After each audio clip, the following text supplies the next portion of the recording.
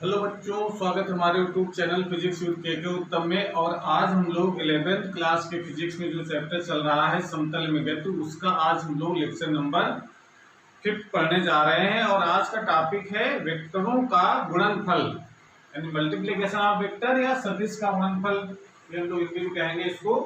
तो ये जो वेक्टर्स होते हैं इनका गुणा हम यहाँ पर 3 प्रकार से गुणनफल समझेंगे। तो पहला जो प्रकार हमारा है वो है अगर एक अदिश राशि है, अगर ठीक है ना, यानी स्केलर क्वांटिटी है, और एक है वेक्टर क्वांटिटी यानी सदिश राशि है। और इन दोनों का एक अदिश और एक सदिश का गुणाकर कराया जाए तो जो मिलने वाली जो राशि होगी हमारी वो अदिश राशि होगी कि सदिश राशि। तो ये आपको ध्यान रखना है कि जब भी एक अदिश और एक सदिश का जब भी गुणा कराया जाता है तो हमेशा एक सदिश राशि ही हमको प्राप्त होती है। जब एग्जाम्पल देख सकते हैं इसके, जैसे बल सदिश राशि है, उसमें अगर हम m और a फार्मूला जानते हैं ना, F बराबर ma, इसमें देखिए यहाँ पर F सदिश राशि, a त्वरण सदिश राशि है, उसमें अगर हम द्रव्यमान यानी अदिश राशि गुणा कराते हैं तो हमको एक बल प्राप्त होता है जो सदिश राशि है। इसका एक एग्जाम्पल हो सकता है, या इसको एग्जाम्पल दूसरा हम लोग देख सकते हैं संवेग का, P बराबर होता है m इंटू वी। समझ में आ रहा है? यानी कह सकते हैं कि एक सदिश और एक अदिश राशि का जब भी गुणा कराया जाएगा तो हमेशा एक सदिश राशि प्राप्त होगी, चाहे वो P बराबर एम एग्जाम्पल देख लीजिए, चाहे बराबर एम वाला एग्जाम्पल देख लीजिए। मतलब सिंपल से कहना है कि कोई भी अगर सदिश राशि दे रखी है उसमें अगर किसी भी अदिश राशि से गुणा कराना तो सिंपल से गुणा करा देना। जैसे अगर हम एक चीज और देख सकते हैं एग्जाम्पल के तौर पर, कि अगर कोई वेक्टर अगर दे रखा है ए वेक्टर और उसका मान है 2i cap plus 3j cap plus 4k cap, अगर ऐसा दे रखा है और कहा जाए इसका बताओ 2a वेक्टर बताओ कितना होगा। 2 मतलब नंबर है, नंबर हमेशा एक अदिश राशि की श्रेणी में रखा गया है, तो इसका मतलब ये अदिश राशि हो गई और ये सदिश राशि गुणा कराया जाए तो क्या करेंगे हम, इसमें केवल हम 2 टाइम्स कर देंगे। जो सिंपल से जो मैथमेटिकल तरीका होता है गुणा करने का वो हम लोग अप्लाई कर देंगे, यानी ये हो जाएगा 4i cap plus 6j cap plus 8k cap. इस प्रकार से मल्टीप्लाई कर, चाहे 1/2 का मल्टीप्लाई कराना हो चाहे 3 का मल्टीप्लाई कराना हो, मतलब किसी भी अदिश राशि का मल्टीप्लाई कराएंगे तो हमेशा एक सदिश राशि प्राप्त होगी। लेकिन शर्त है उसमें एक सदिश हो एक अदिश हो, अगर दोनों अदिश राशियां हैं तब तो उसका मल्टीप्लाई हमेशा अदिश राशि प्राप्त होगा। लेकिन एक सदिश और एक अदिश है तो फिर कंफ्यूजन आपको नहीं रखना है, एक अदिश सदिश का गुणा हमेशा सदिश राशि प्राप्त होता है। ठीक है, तो ये तो बहुत आसान था। इसका जो दूसरा जो पॉइंट है वो आपको ध्यान रखना है, जो अगर दोनों सदिश राशियां हैं, एक सदिश राशि और दूसरी सदिश राशि, इन दोनों का अगर गुणा कराते हैं तो अब बताओ इसमें क्या हो सकता है। दोनों गुणा कराएंगे तो क्या सदिश प्राप्त होगा कि अदिश? तो जब भी दोनों का गुणा होता है तो ये अदिश भी हो सकता है और सदिश भी हो सकता है, यानी ये अदिश राशि भी प्राप्त हो सकती है हमको और सदिश राशि भी प्राप्त हो सकती है। एक सदिश दो सदिश राशियां उनका मल्टीप्लाई कराएंगे तो अदिश राशि भी हो सकती है और सदिश राशि भी हो सकती है। जब अदिश राशि जब प्राप्त होती है तो उससे कहा जाता है अदिश गुणन। उसे क्या कहते हैं हम लोग? अदिश गुणन, या इसको हम लोग डॉट प्रोडक्ट भी कहा जाता है, डॉट गुणन भी कहते हैं। डॉट, समझ आ रहा है? और अगर सदिश राशि अगर प्राप्त होता है तो इसे कहा जाता है सदिश गुणन। सदिश गुणन, या इसको कहा जाता है वेक्टर गुणन भी कहते हैं, वेक्टर गुणन, या इसको क्रॉस गुणन भी कहते हैं। ये नाम है इसके, क्रॉस गुणन। जिसको हम लोग डॉट गुणन और उसको स्केलर, कभी भी इंग्लिश वर्ड है ये कि हिंदी में भी लिखा रहता है स्केलर गुणन। ये तीन जो चीजें हैं वो एक ही चीजें हैं। ये तीन मतलब अदिश गुणन, जब दो वेक्टरों का गुणनफल हमेशा जब अदिश राशि जब प्राप्त हो तो अदिश गुणन कहलाएगा, जब दो वेक्टरों का गुणनफल सदिश राशि प्राप्त होगा तो सदिश गुणन कहलाएगा। ठीक है ना। लेकिन अदिश गुणन का ये मतलब नहीं है कि गुणा जो है अदिश राशियों का हो रहा है।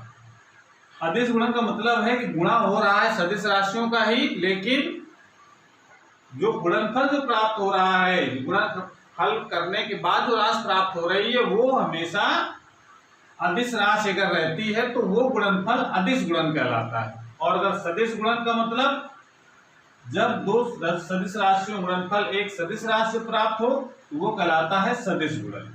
अब एग्जाम्पल हम लोग देखेंगे। तो आज हम लोग मुख्यतः रूप से अदिश गुणन, आज के लेक्चर में हम लोग अदिश गुणन के बारे में डिटेल में पढ़ते हैं। ठीक है, तो इसको नोट कर लीजिए और उसके बाद हम लोग हेडिंग लगाइए अदिश गुणन, ये हेडिंग लगा करके, और तब हम लोग अदिश गुणन की परिभाषा, अदिश गुणन का क्या फार्मूला होता है, कैसे निकालते हैं हम लोग अदिश गुणन और इसके क्या गुण हैं, उसके बाद उससे रिलेटेड महत्वपूर्ण जो आर्थिक प्रश्न है उनको भी हम लोग करेंगे। ठीक है, तो हेडिंग लगा लीजिए नंबर 1, दो हमको विशेष तौर से गुणनफल पढ़ने हैं, अदिश गुणन और सदिश गुणन। तो आज की वीडियो हम केवल अदिश गुणन की बात करेंगे, अगले वाले वीडियो हम लोग सदिश गुणन करते हैं। अदिश गुणन, अदिश गुणन या उसको कहा जाता है स्केलर प्रोडक्ट, स्केलर प्रोडक्ट। इसका क्या मतलब है? अदिश गुणन का मतलब जब आप परिभाषा लिख सकते हैं इसकी, जब दो सदिश राशियों का गुणनफल अदिश राशि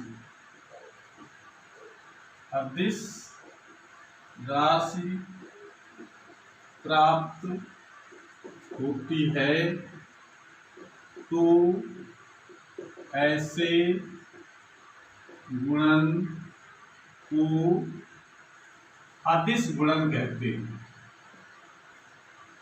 अदिश गुणन, या उसको हम लोग कहा था, इसको डॉट गुणन भी कह देते हैं, डॉट गुणन कहते हैं। तो बता रहा है कि जब दो सदिश राशियों का गुणनफल एक अदिश राशि प्राप्त होती है तो ऐसे गुणन को हम अदिश गुणन कहते हैं। ये तो इसकी परिभाषा हो गई। अगर इसका मान का निकालना है, दो वेक्टर अगर है और उसका कहा जाए इसका अदिश गुणन बताओ, तो हम लोग क्या लिखेंगे? परिमाण, इसका फार्मूला बनाते हैं। परिमाण हम लोग लिखते हैं दो सदिश राशियों का अदिश गुणन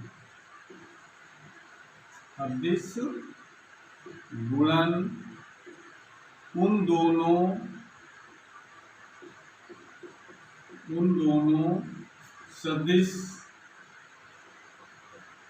सदिशों के परिमाणों तथा उनके बीच के कोण के त्वज्य मतलब कॉस के गुणनफल के बराबर होता है। ये इसका फार्मूला है। अदिश गुणन कैसे निकाला जाता है ये इसकी बात है। दो सदिश राशियों का अदिश गुणन उन दोनों वेक्टरों यानी सदिशों के परिमाणों तथा शब्द आना चाहिए, तथा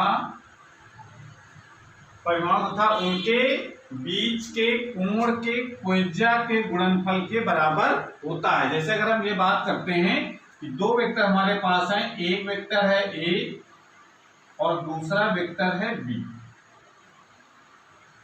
और इनके बीच का कोण है थीटा, तो ए डॉट बी यानी अदिश गुणन कैसे लिखते हैं, ए vector dot B vector.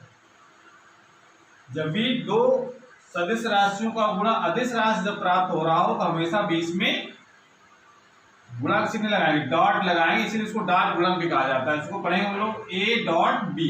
A dot B का मान क्या होगा, ए वेक्टर के परिमाण, तो ए वेक्टर के परिमाण को ऐसे लिखेंगे और बी वेक्टर के परिमाण को इस प्रकार से लिखा जाएगा और उनके बीच के कोण के cos थीटा में गुणनफल के बराबर होता है। या हम लोग इस प्रकार से लिख सकते हैं, ए वेक्टर डॉट बी वेक्टर बराबर परिमाण को हम लोग ए बी भी लिख सकते हैं, केवल ए बी cos थीटा। ये इसका फार्मूला होता है कि अगर दो वेक्टर हैं उसका कहा जाए कि उसका डॉट प्रोडक्ट निकालो, तो क्या करेंगे हम लोग, ए वेक्टर का परिमाण निकालेंगे, बी वेक्टर का परिमाण निकालेंगे, उनके बीच के कोण का cos लेकर के मल्टीप्लाई कर देंगे तीनों को, तो आ जाएगा उस दोनों वेक्टरों का अदिश गुणन। क्लियर हो गया। एग्जाम्पल ले सकता है अदिश गुणन के कौन कौन से हो सकते हैं, जैसे एग्जाम्पल पूछता है एग्जाम में, बहुत इंपॉर्टेंट है ये कि अदिश गुणन की परिभाषा और अदिश गुणन के उदाहरण। तो जैसे हम लोग जानते हैं कार्य बराबर होता है, W बराबर होता है बल और इनटू विस्थापन। तो विस्थापन जो वेक्टर फॉर्म में लिखा जाएगा तो बीच में हम लोग डॉट लगाते हैं, तभी एफ डी cos थीटा लिखा जाता है।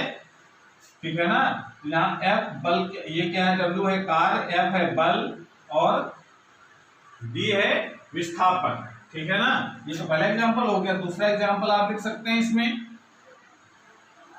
P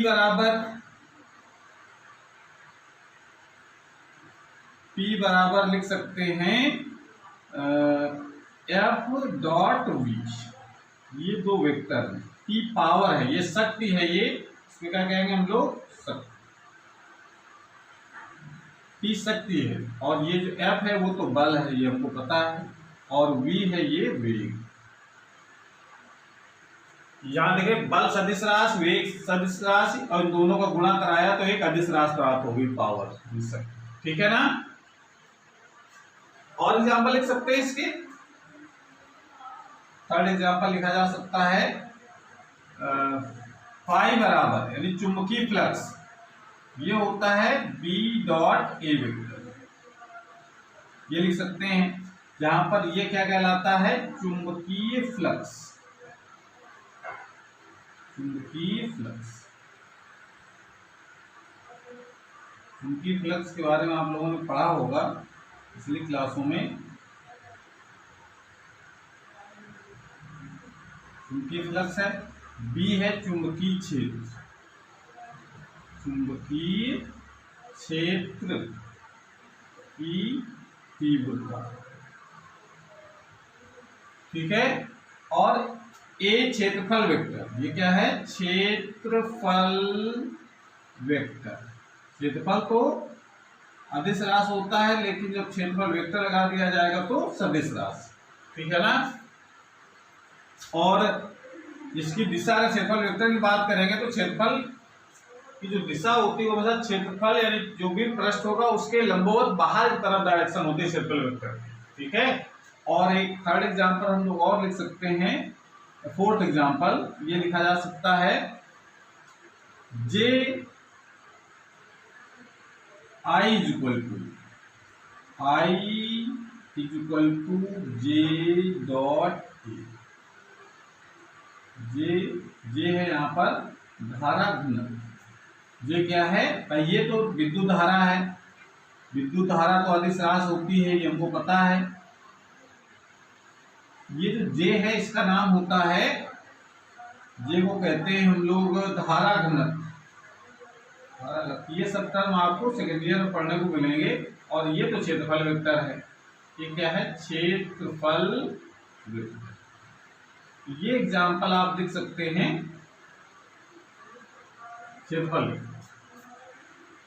W बराबर F डॉट डी, जब इनको एक्सपेंड किया जाएगा A डॉट बी जैसे तोड़ा गया AB cos थीटा, क्या लिखा जाएगा FD cos theta, B dot A BA cos theta, FB cos theta, या IJ डॉट A लिखा हुआ है वेक्टर। जब इसको हम एक्सपेंड करेंगे तो JA cos थीटा लिखा जाएगा कि बीच का कोण कितना है, ठीक है ना। तो ये एग्जांपल हो गया इसके। अब इन्हें लगाइए इसके गुण, नोट कर लीजिए इसको पहले, क्योंकि A डॉट बी हमने A डॉट बी किया, इसका मतलब अदिश गुणन प्राप्त कर रहा है, तो इसकी कोई दिशा तो होगी नहीं। A डॉट बी का मान जो निकालेंगे उसमें केवल परिमाण होगा, दिशा नहीं होगी, ठीक है। नोट कर लीजिए इसको, एग्जाम्पल में आपको याद करना है, नोट कर लिया। अब अदिश गुणन के गुण डालिए जी।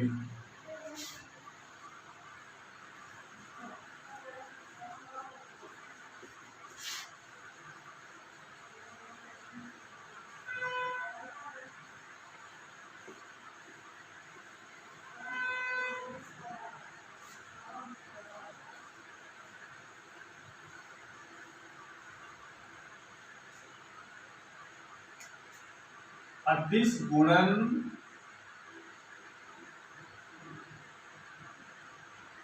के बहुत इंपॉर्टेंट टॉपिक है, इसको आपको समझ करके याद करना है। अदिश गुणन के गुण, तो पहला गुण है इसका अदिश गुणन, अदिश गुणन क्रम विनिमेय होता है।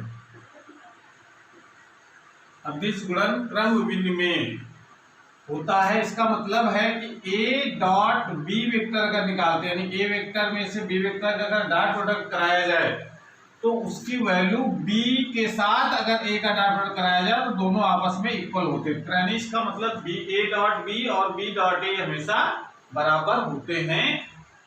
ये कहलाता है क्रम विनिमेय, यानी क्रम बदल लेने से उसकी वैल्यू में कोई चेंज नहीं आता है। दूसरा पॉइंट है दो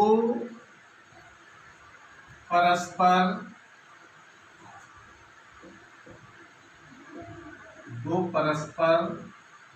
लंबवत वेक्टरों, वेक्टर मतलब सदिश, दो परस्पर लंबवत वेक्टरों का अदिश गुणन यानी डॉट प्रोडक्ट, अदिश गुणन शून्य होता है, शून्य होता, ये इसका दूसरा गुण। दो परस्पर लंबवत वेक्टरों का अदिश गुणन शून्य होता है। तो अदिश गुणन लंबवत होने से क्या मतलब कि दो वेक्टर हैं, जैसे हमारे पास A वेक्टर और उनका डॉट प्रोडक्ट करा रहे हैं B वेक्टर के साथ में, तो अगर A और B तो परिमाण हो गए, फार्मूला होता है AB cos थीटा, और यहाँ पर क्या हो जाएगा 90। यानी दो वेक्टर, एक इस तरफ है A वेक्टर और एक दूसरा है B वेक्टर, अगर ये परस्पर अगर लंबवत हैं, यानी यहाँ का कोण कितना है 90 डिग्री है, तो cos 90 क्या होता है 0। तो इसका मतलब है कि A डॉट B का मान हमेशा 0 होता है तब जब दो वेक्टर परस्पर लंबवत, दो परस्पर लंबवत वेक्टरों का अदिश गुणन हमेशा शून्य होता है। जब भी कहीं दो वेक्टर दे रखे हो I J K के फॉर्म में, अगर ये प्रूव करना हो, सिद्ध कीजिए कि ये इनके बीच का कोण 90 डिग्री है या लंबवत है, तो हमेशा A डॉट बी निकालेंगे, और अगर वो 0 आ जाता है तो सिद्ध हो जाएगा कि ये लंबवत वेक्टर है, ठीक है ना। तीसरा गुण इसमें है दो समांतर वेक्टरों, दो समांतर वेक्टरों का अदिश गुणन, अदिश गुणन उन दोनों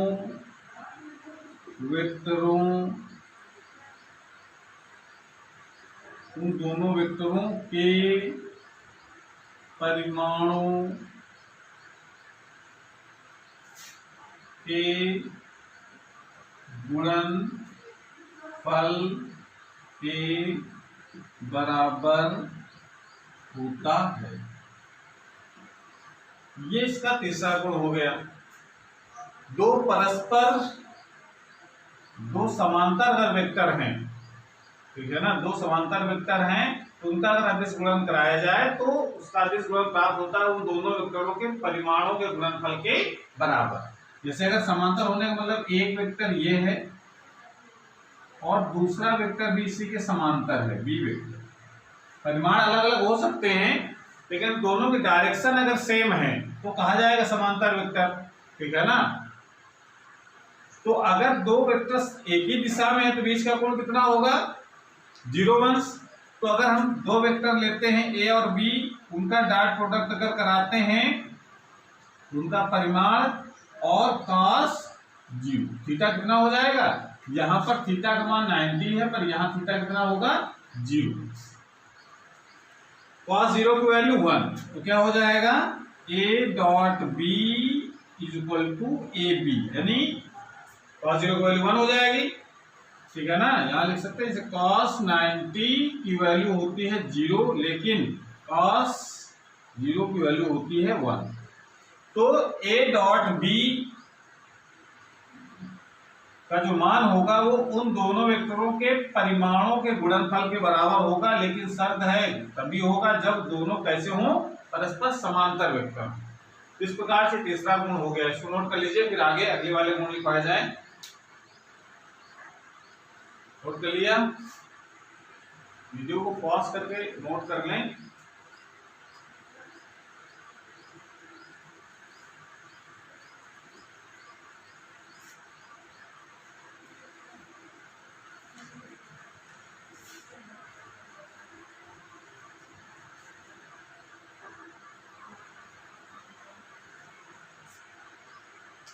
चौथा गुण लिख सकते हैं, किसी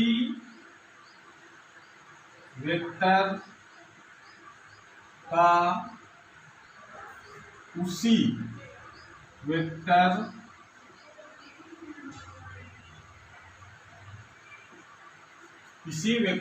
उसी वेक्टर के साथ अदिश गुणन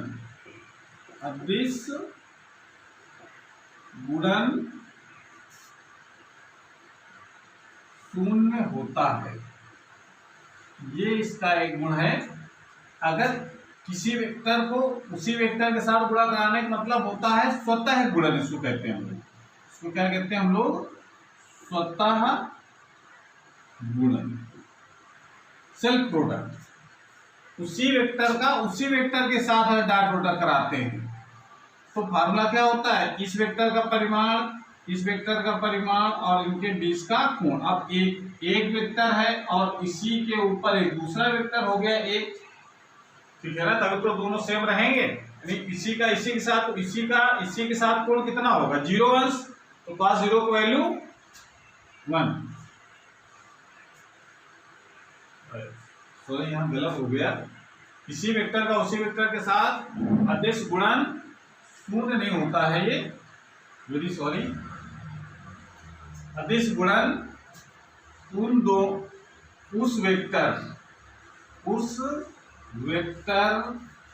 के परिमाण के वर्ग के बराबर होता है। ये इसकी प्रॉपर्टी, किसी वेक्टर का उसी वेक्टर के साथ अदिश गुणन उस वेक्टर के परिमाण के वर्ग के बराबर होता है। तो अब यहां पर देख cos 0 की वैल्यू 1 हो जाएगी तो a स्क्वायर आ गया, इसकी cos 0 की वैल्यू 1। तो ये अगर किसी वेक्टर का उसी वेक्टर के साथ डॉट प्रोडक्ट कराते हैं तो उस वेक्टर के जो परिमाण होगा उसके स्क्वायर के बराबर हो जाता है, ठीक है ना। नोट कर लीजिए इसको। और उसके बाद पांचवा जो गुण है वो है, पांचवा गुण ये हम लोग लिखेंगे कि जो लंब कोणीय जो वेक्टर होते हैं, लंब कोणीय वेक्टर हमको पता है ना, जो लंब लंबकोणीय एकांक वेक्टर, ये लोग पढ़ चुके हैं। लंबकोणीय एकांक वेक्टर कौन से होते हैं? ये आई कामा जे कामा के। ये जो लंबकोणीय एकांक वेक्टर होते हैं, इनका अगर हम अदिश गुणन कराएं, यानी आई डॉट जे या आई डॉट आई जे डॉट के कुछ भी कराएं, तो उसका मान कितना आएगा? तो एकांक लंबकोणीय एकांक वेक्टर का अदिश गुणन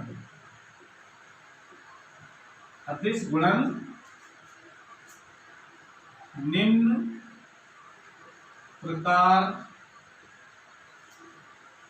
से होता है।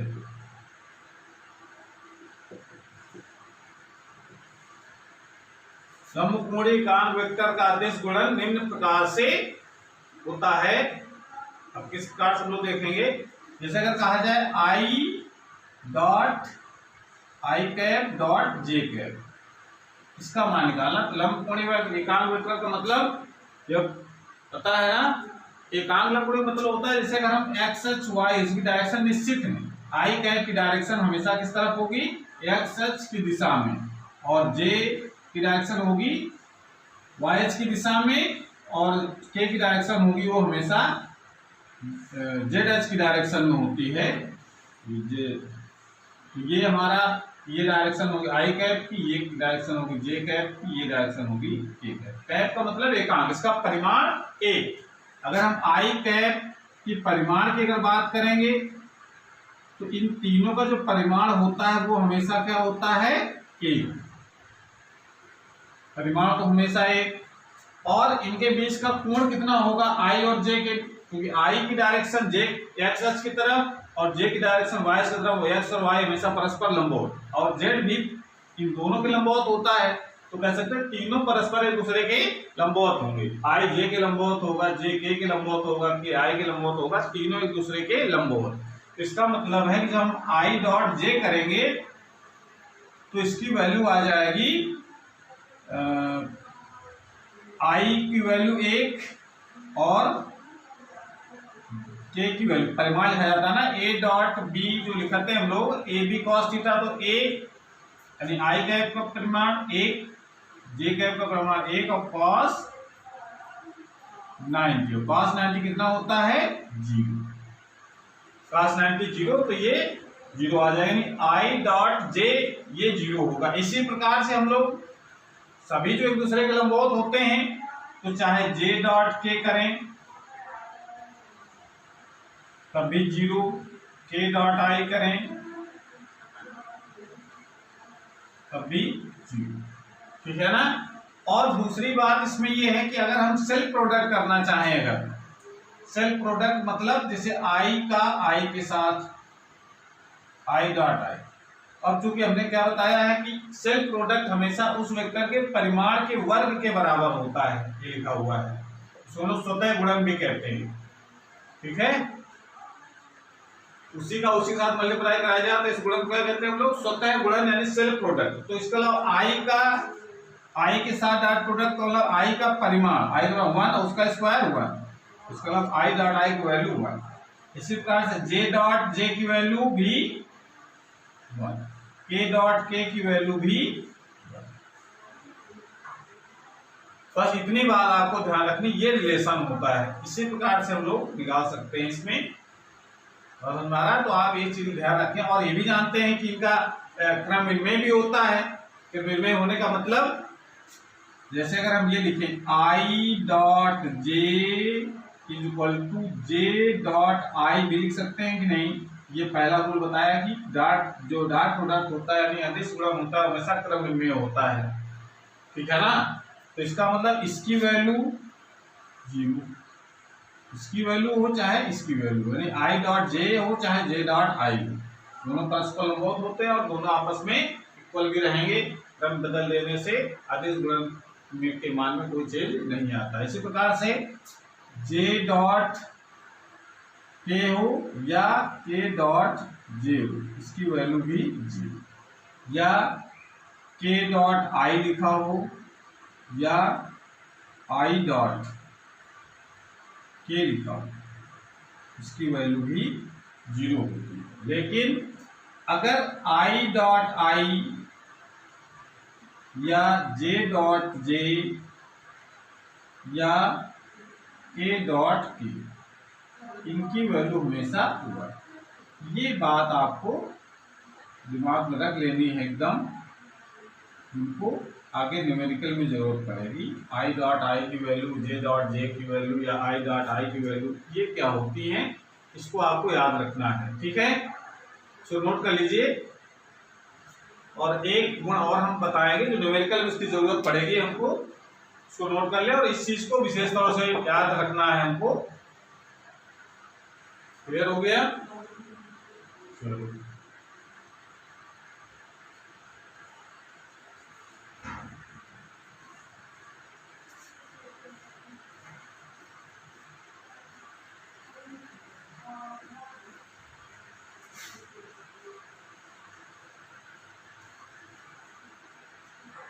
और अगर हम 6 नंबर एक लिखना चाहें कि यदि अगर आई जे के फॉर्म वेक्टर दे रखे, जैसे आई वेक्टर है, जे सॉरी के वेक्टर दे रखा है, वो है ये कह रहे थे ए आई कैप ए वन आई, चलिए ए one I cap plus B one J cap plus C one K cap, ये लिखा हुआ है। तथा बी वेक्टर का मान दे रखा है A two I cap plus B two J cap plus C two K, ये दे रखा और कहा जाए कि ए डॉट बी का मान ज्ञात कीजिए। ये अगर हो जाए, यदि ए वेक्टर और बी वेक्टर अगर दे रखे हैं आई जे के टर्म में, तो ए डॉट बी का मान कैसे निकालेंगे? तो उसका निकालने का तरीका है कि सिंपल इसका डॉट प्रोडक्ट कराओ। A one I cap plus B one J cap plus C one K cap into, यानी डॉट है ये, पूरे इसको नहीं पढ़ेंगे, A two I cap plus B two J cap plus C two K cap. Dot मतलब अगर कराया जाए तो पहले जरा इसका गुणा इसमें कराओ, इस वाले का इसमें अगर गुणा करा देते हैं तो क्या हो जाएगा, A one A two I dot I, A one A two I dot I, dot word करा रहा है ना, डॉट लगाएंगे बीच में, प्लस इसी का इसमें गुणा कराओ, फिर बीच गणित तरीके से गुणा कराना है, इसका इसके में गुणा कराना, फिर इसका इसमें गुणा कराओ, A one B two A one B two I cap J cap, I और J plus A one C two I cap J cap, समझ में आ गया? इसी प्रकार इसका इसमें गुणा कराओ, plus B one A two J cap dot I cap plus B one B two J cap, J है ये, J cap dot J cap plus B two C B one C two J cap dot K, इसका इसके साथ multiply, clear हो गया? अब जरा इसका फिर मल्टीप्लाई कराओ, plus C one A two K cap dot I cap, ये हो जाएगा इसके साथ, plus C one B two K cap dot J cap plus C one C two K dot K cap, ये हो जाएगा। अब जरा ध्यान दो, अभी हम लोगों ने पढ़ा है कि आई डॉट आई, इसके पहले वाला जो गुण था आई डॉट आई किसके बराबर होता है, 1 के बराबर, तो ये क्या हो जाएगा, ए वन ए टू, ये 1 हो गया, पता है ना, ये लिखा गया था हम लोगों ने I dot I is equal to 1, J dot J is equal to 1, K dot के इज इक्वल टू 1 और आई डॉट जे या जे डॉट के, आई डॉट जे या जे डॉट आई, इसकी वैल्यू हमेशा 0, या जे डॉट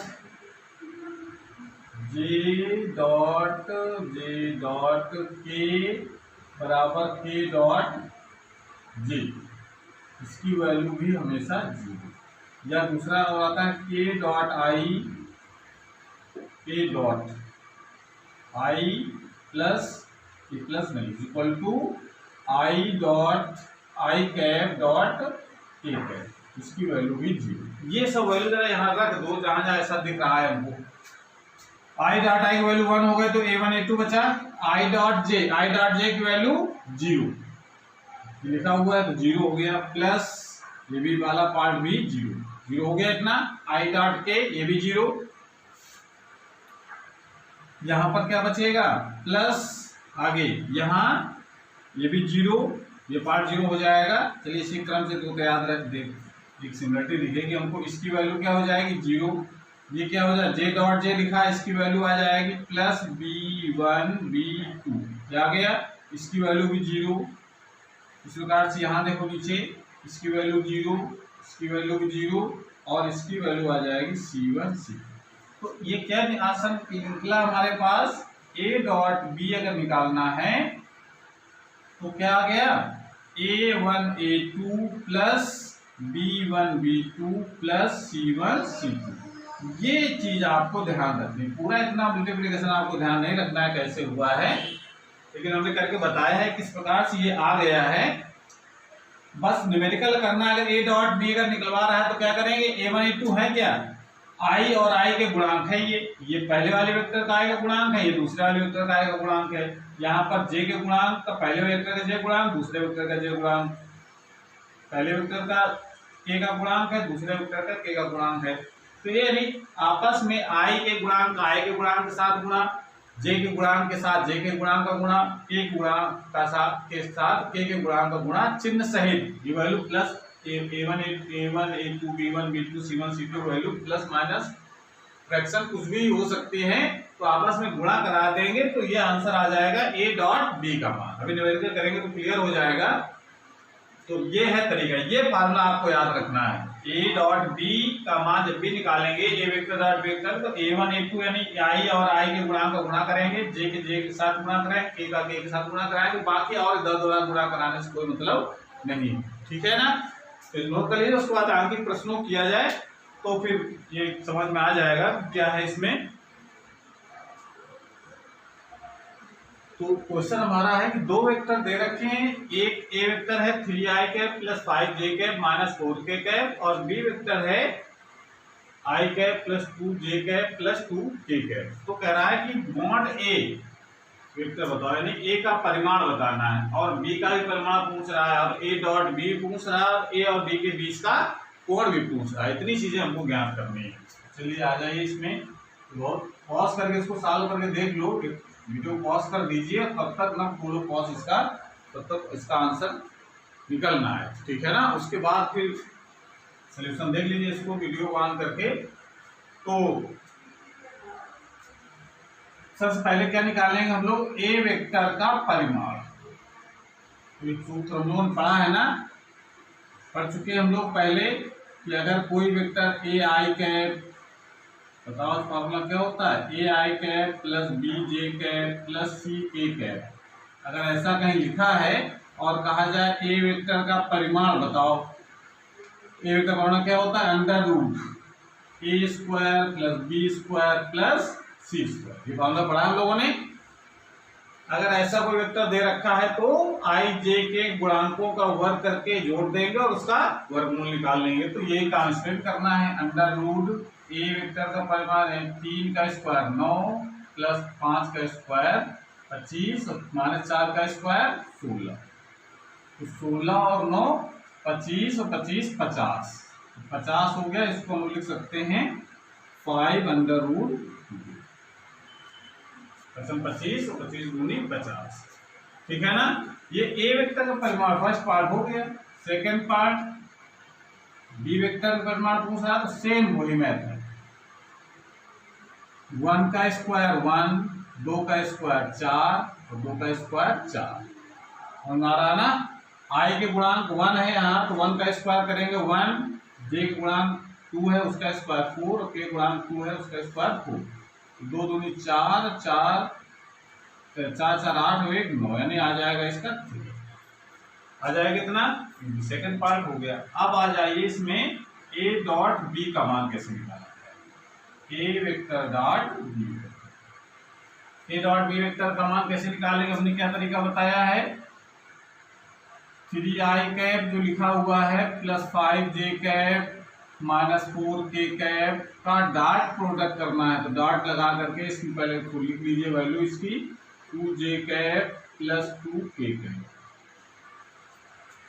अब हमने क्या तरीका बताया था, आई के गुणांक का आई के गुणांक से गुणा करना है। तो आई गुणांक कितना है 1, यहाँ कितना है 3, तो 3 इंटू 1, फिर प्लस लगाओ आगे 5, जे का गुणांक 2, जे का गुणांक 5 इंटू 2 प्लस यहाँ पर माइनस 4 के का गुणांक है और प्लस इंटू 2 के का गुणांक। इन सबको सॉल्व करो, कितना आ जाएगा 3 का नंबर 3 हो जाएगा, 5 दूनी 10 हो गया और माइनस 4 दूनी 8 हो जाएगा। ठीक है, कितने बच जाएंगे ये 2 बचे 2 3 5 आ जाएगा। ए डॉट बी की वैल्यू कितनी आ गई 5। क्लियर हो गया। ए डॉट बी की वैल्यू निकालने के बाद फिर हम लोग क्या निकालेंगे, 20 का कोण भी पूछ रहा है इसमें। 20 का कोण कैसे निकाला जाए तो नोट कर लो, चलिए जगह इसमें कर लेते हैं। तो फोर्थ पार्ट इसका हो जाएगा, ये फॉर्मूला पढ़ चुके हैं कि A dot B equal to होता है ए का मॉड और बी का मॉड, यानी ए का परिमाण और बी का परिमाण और कॉस थीटा। तो कॉस थीटा की वैल्यू कितनी हो जाएगी, कॉस थीटा इक्वल टू हो जाएगा A dot B upon A vector का परिमाण बी वेक्टर का परिमाण। वैल्यू इसमें लगा दो। ए डॉट बी की वैल्यू कितनी आएंगे 5 निकाल चुके हम लोग। ए मॉड ए का परिमाण कितना है 5√2 इंटू बी का कितना है 5। 5 से 5 ये तो कैंसिल हो जाएगा, तो बचता है हमारे पास, मतलब क्या बचेगा, cos थीटा इक्वल टू बचा 1/5√2। ये तो बचा इसमें 1/5√2 बचा।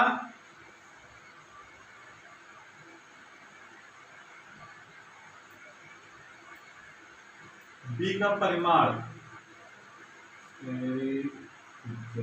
बी का परिमाण यहाँ पर मिस्टेक हो गई, यहाँ सॉरी, यहाँ पर बी तो ये सही लिखा है, यहाँ पर बी सही करो जरा।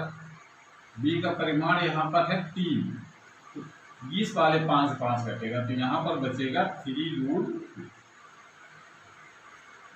तो थीटा की वैल्यू कितनी हो जाएगी, फिर लिखेंगे हम लोग cos इनवर्स 1/3√2। ये आंसर इसका हो जाएगा, कितना कोण है। क्लियर हो गया। इस प्रकार से अगर ऐसे क्वेश्चन आते हैं तो आप आसानी से कर सकते हैं, चाहे वो मॉड ए निकलवा रहा हो, चाहे मॉड बी निकलवा रहा हो, चाहे ए डॉट बी निकलवा रहा हो, चाहे उनके बीच का कोण निकलवा रहा हो। इस प्रकार से क्वेश्चन को करेंगे। ठीक है, इसको नोट कर लीजिए। फिर एक और आगे क्वेश्चन करते हैं,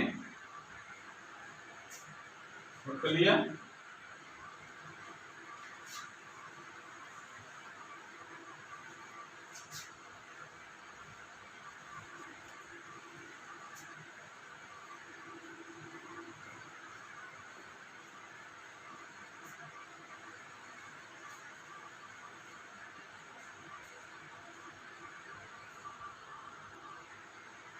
तो एक क्वेश्चन हमारे पास है कि ये प्रूव करना हो कि ए और बी दो वेक्टर अगर परस्पर लंबवत हैं तो कैसे प्रूव किया जाएगा। तो वही हम लोगों ने देखा, तो गुण पढ़ रहे थे, उसमें बताया हमने कि जब दो परस्पर लंबवत वेक्टर होते हैं तो उनका आदेश गुणन शून्य होता है। तो अदिश गुणन निकाला जाए दोनों वेक्टरों का, अगर शून्य आता है तो सिद्ध हो जाएगा कि ये दोनों परस्पर लंबवत हैं। ठीक है ना।